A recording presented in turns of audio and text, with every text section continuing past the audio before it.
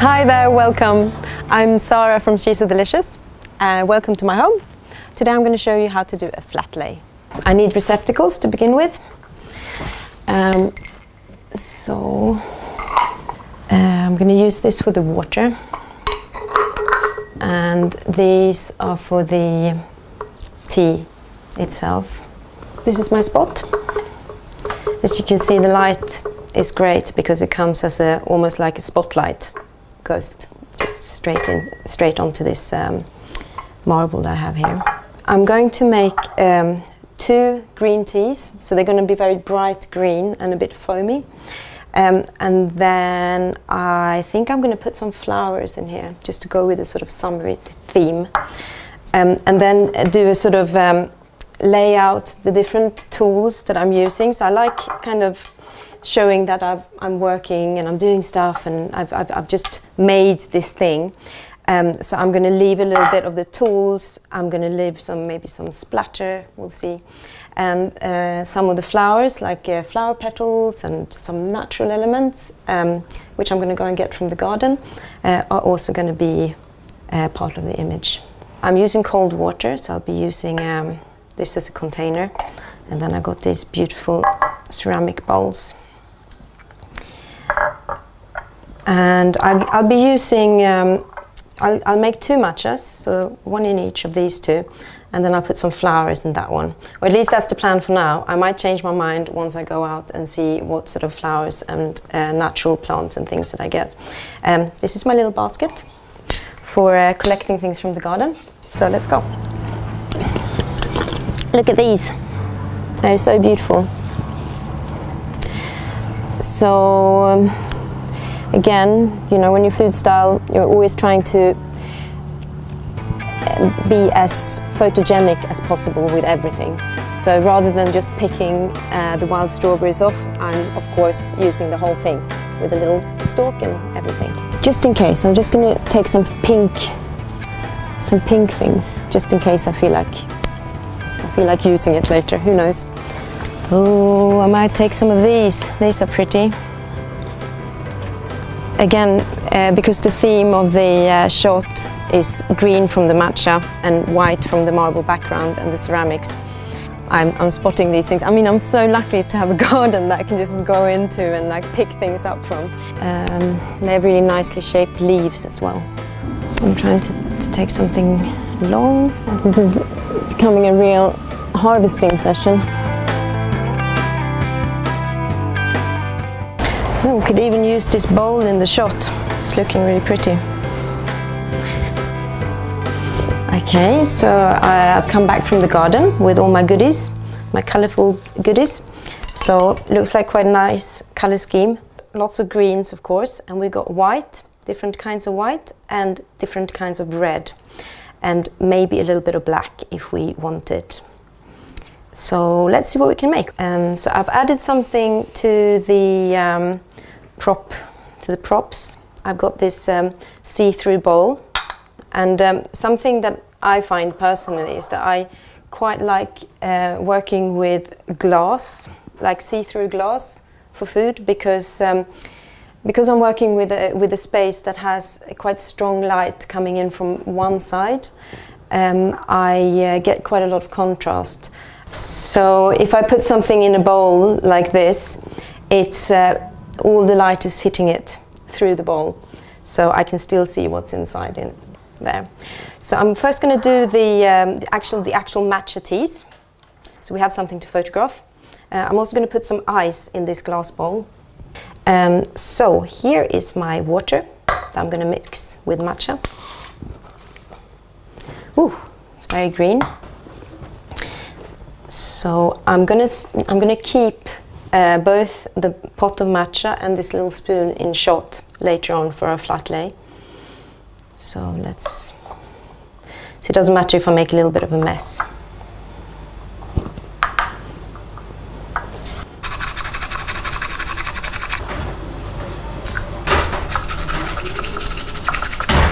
It has all these nice bubbles. Okay. Doesn't matter if I make a little bit of a mess. So I'm gonna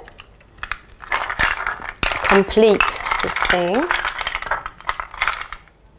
Putting an ice thing in it.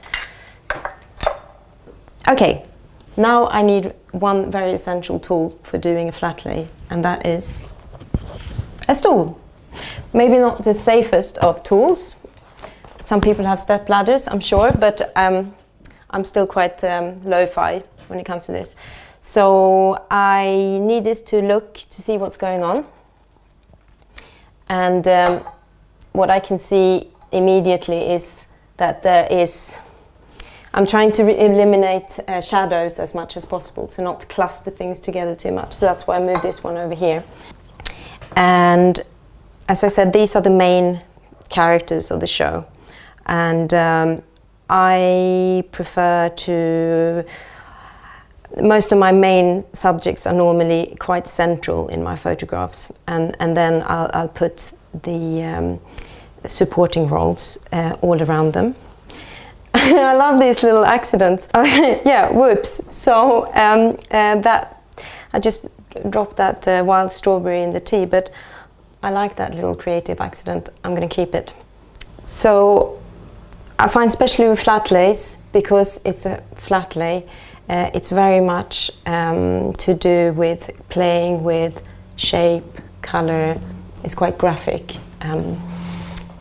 One of my backgrounds is in graphic design, so I'm sort of used to looking at things two-dimensionally and see them as fields as color, of color and shapes. So that's a really useful kind of mindset to be in. I'm looking at it from the front now, from the top, I mean. This is looking good.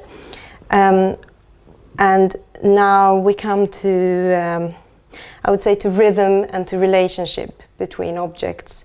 So when I say rhythm, I sort of mean there's something red there now, there's something red there.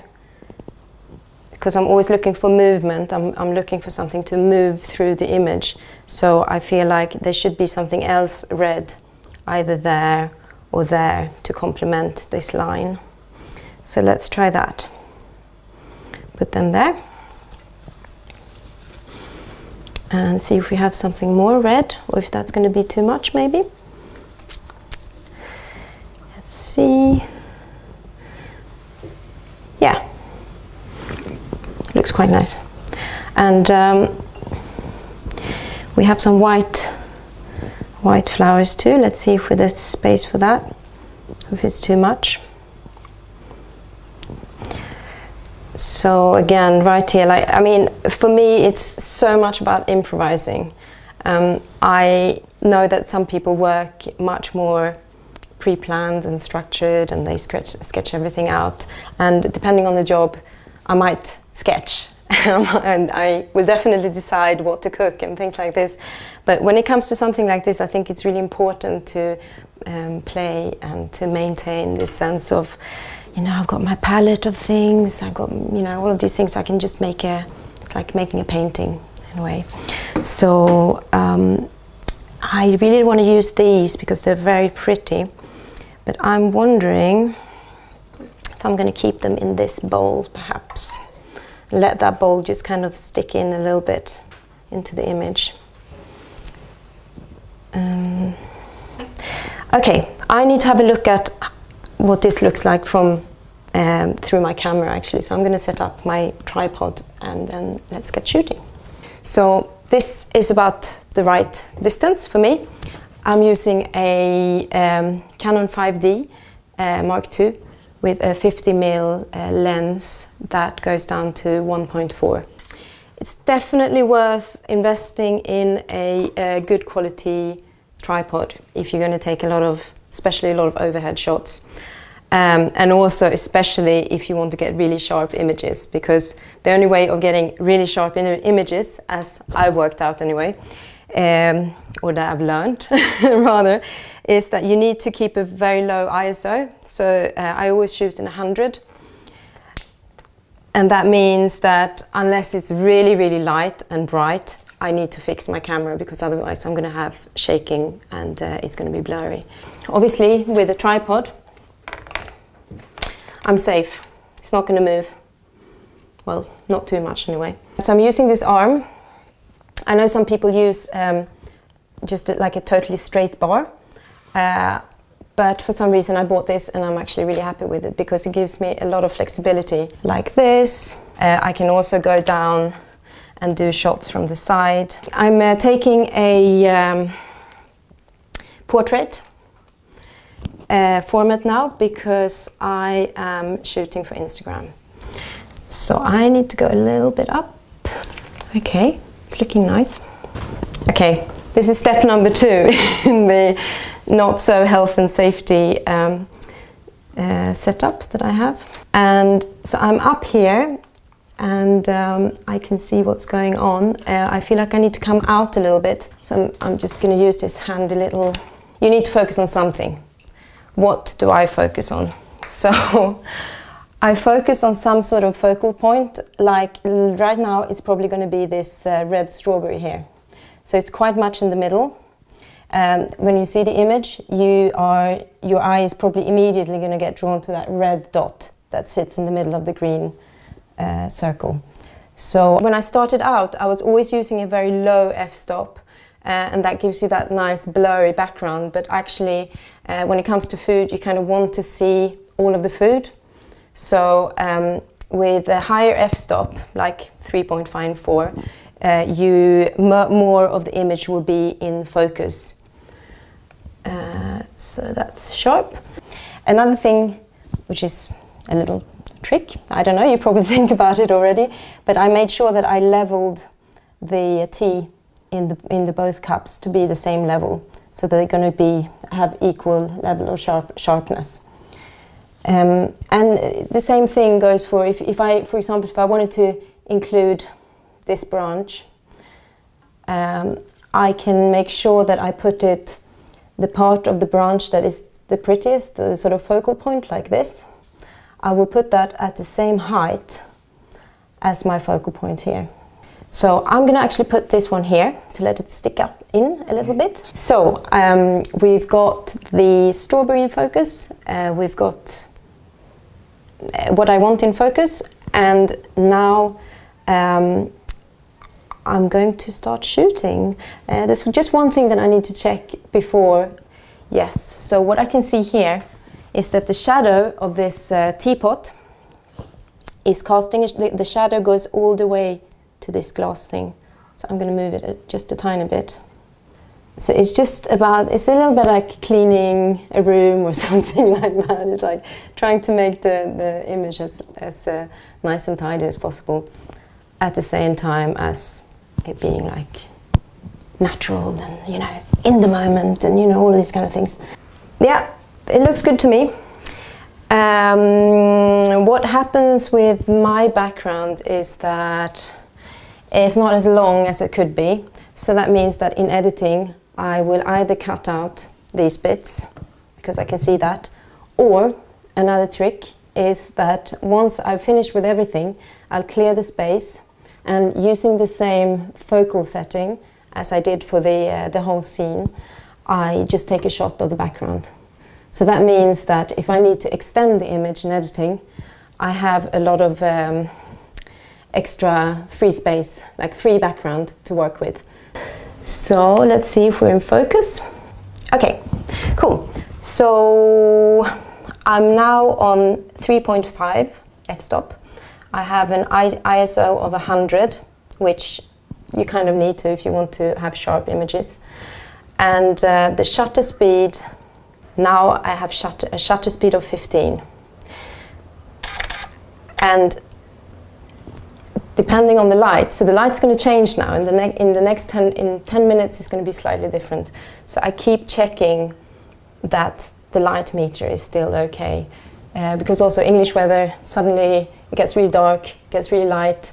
Within, you know, half an hour, you have all kind of different lights. So it's worth just keeping an eye on that, so you don't shoot and then realize that half of your images are exposed or underexposed. It's looking quite good from here. Another thing is that I set my own temperature. I don't know if everyone does that, probably not. But again, with different times of day, you have different, the temperature of the light is different. So I'm actually going to warm up the light a little bit because it looks a bit blue. You can do it in post-production as well, but I just find that if you have the right color temperature when you shoot, it makes post-production a lot easier. So I've taken a couple of shots now, and what I'll do is that I'll try some different, I'll move things around a little bit to see what comes out better. So I'm also going to do a couple of shots. I always do both. So I do a few shots without any reflectors, and then I use this homemade reflector. It's very, very advanced. All you need to do really is like move it around and see what happens to the image here. So I can choose either to completely bleach out the shadows, which might work or might not work, or I can choose to just lighten them up a little bit by putting it here, which looks quite nice. Yeah, so I always like to do a few different, slightly different arrangements. So for this one, I'm just going to put it like that. So that looked a bit too much going on, so I'm just going to adjust that. So really important, I mean, I'm sure you do this already, but it's just to kind of keep checking, keep playing, keep trying a few different things out, because most likely if you're doing this as a client shot, you are going to, and for yourself as well, of course, for your social, you're going to want to have maybe a few different angles, a few different shots, you might want to add some sweets to this, you might want to add, you know, some various different things. So start off with your basic, and then you can sort of build up and play around a little bit.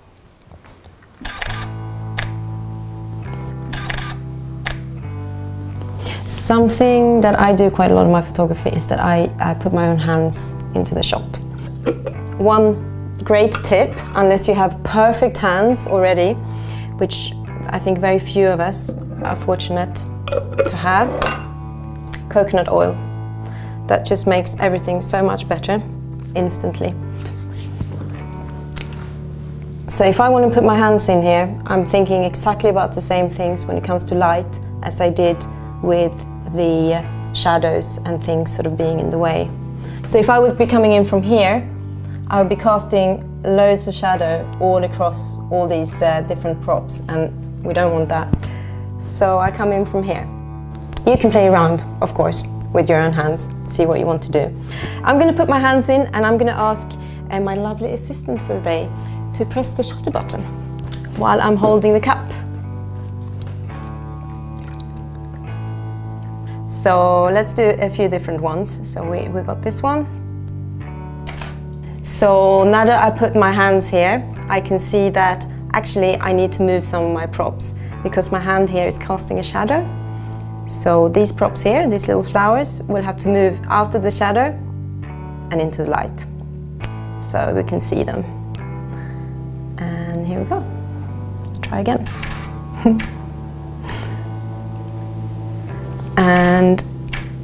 and we can do one like this. Now I want to put my hand here, so I might move this to go in here.